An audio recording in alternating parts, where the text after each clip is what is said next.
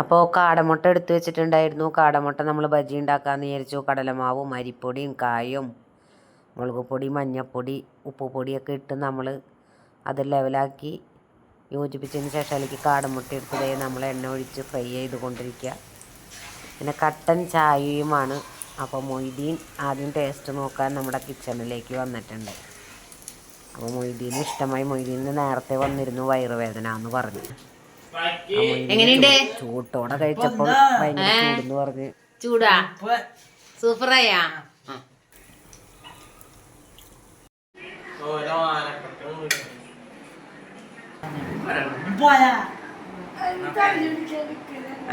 പാപ്പു പാപ്പു പാപ്പു ആ മൂന്നാളും കൂടി ഇരുന്ന് കഴിക്കും.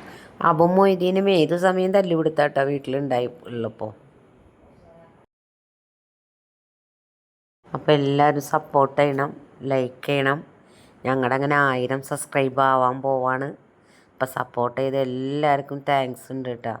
ഇനിയും സപ്പോർട്ട് ചെയ്യണേ. Okay, good night.